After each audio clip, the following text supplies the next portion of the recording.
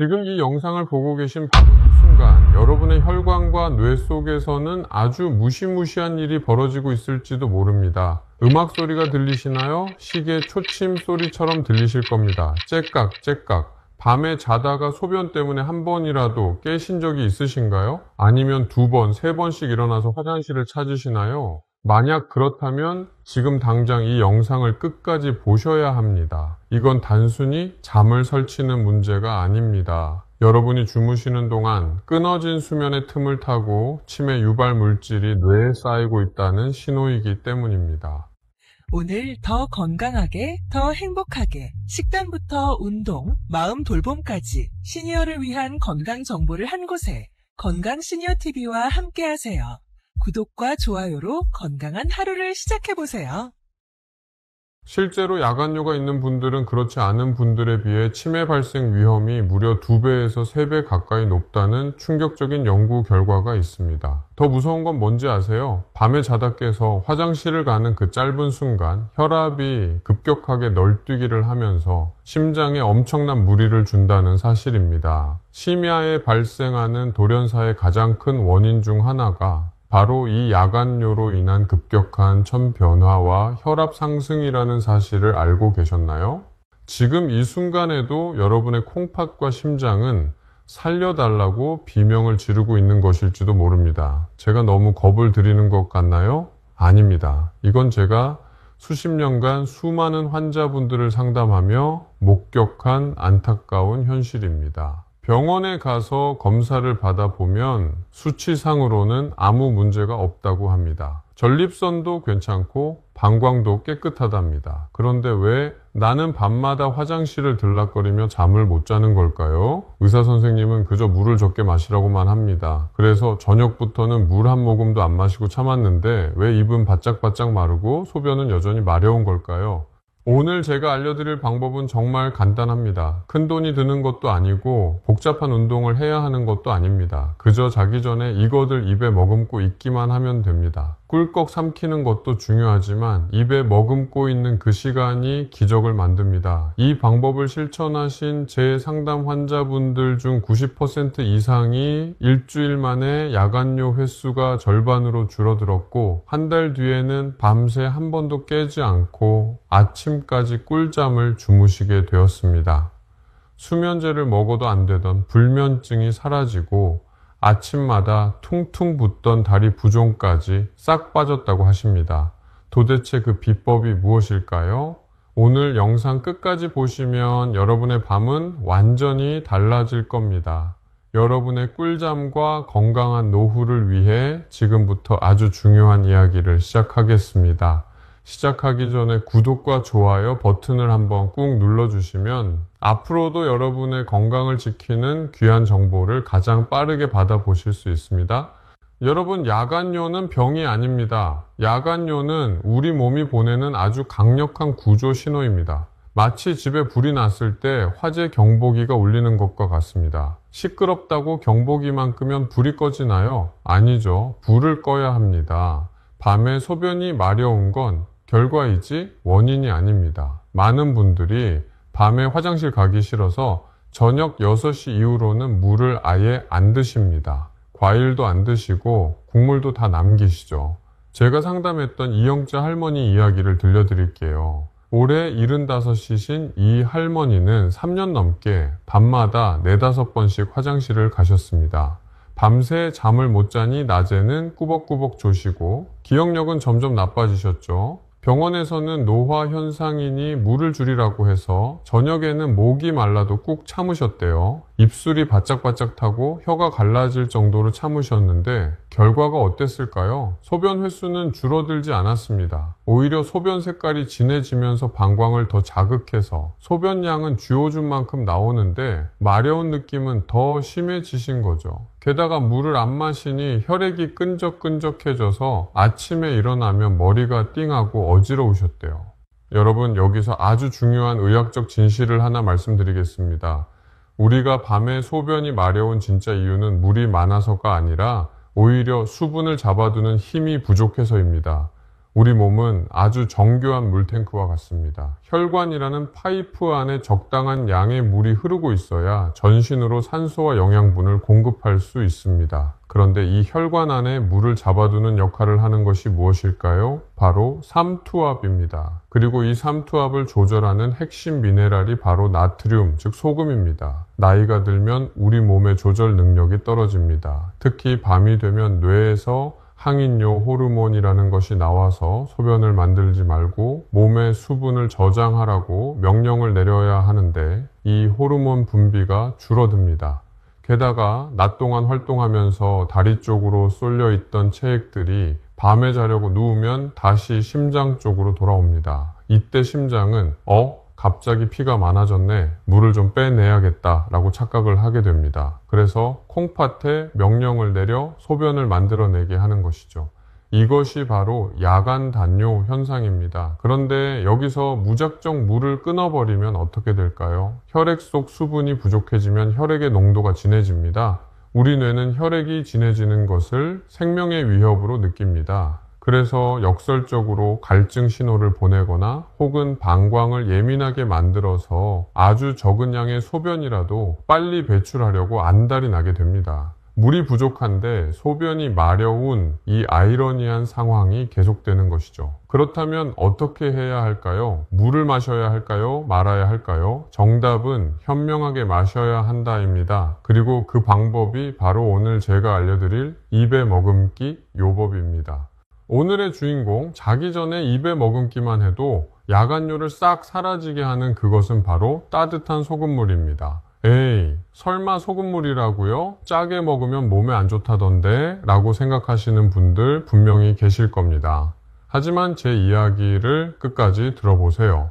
제가 말씀드리는 것은 벌컥벌컥 마시는 소금물이 아닙니다. 아주 특별한 농도와 온도의 소금물을 입안 점막을 통해 흡수시키는 방법입니다. 왜 하필 입에 머금는 것이 중요할까요? 여기에는 놀라운 비밀이 숨겨져 있습니다. 우리 입안, 특히 혀 밑과 입천장에는 수많은 모세혈관과 신경이 분포되어 있습니다. 그리고 우리 뇌와 직결된 12개의 뇌신경 중 부교감 신경의 핵심인 미주신경이 입안과 목구멍을 지나갑니다. 자기 전에 따뜻하고 짭짤한 물을 입안에 가득 머금고 천천히 혀로 굴리면 어떤 일이 벌어질까요? 첫째, 뇌가 안정을 찾습니다. 따뜻한 온기와 적절한 미네랄 자극은 미주신경을 자극하여 우리 몸을 긴장 모드에서 휴식 모드로 전환시킵니다. 교감신경이 가라앉고 부교감신경이 활성화되면서 예민해져 있던 방광 근육이 스르르 풀리게 됩니다. 방광이 긴장해서 쪼그라들어 있으면 조금만 소변이 차도 마려운 느낌이 드는데 방광이 편안하게 이완되면 더 많은 소변을 저장할 수 있게 되는 원리입니다.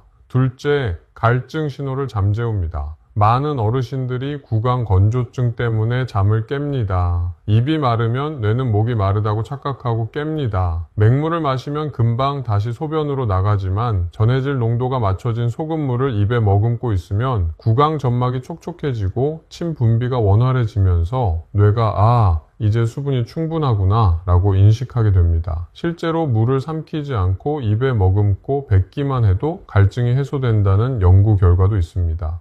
셋째, 가장 중요한 전해질 균형입니다. 우리가 병원에 가서 링거를 맞을 때 그 주사액이 무엇인지 아시나요? 바로 0.9%의 소금물, 생리식 염수입니다. 우리 몸의 체액과 똑같은 농도죠. 맹물을 마시면 혈액이 묽어져서 콩팥이 물을 빨리 내보내려고 하지만 체액과 비슷한 농도의 따뜻한 소금물을 아주 조금씩 섭취하면 이 수분은 소변으로 빠져나가는 것이 아니라 혈관 속에 얌전히 머물면서 혈액 순환을 돕습니다. 이것이 바로 혈관 내 수분을 잡아두는 수분 보존 효과입니다.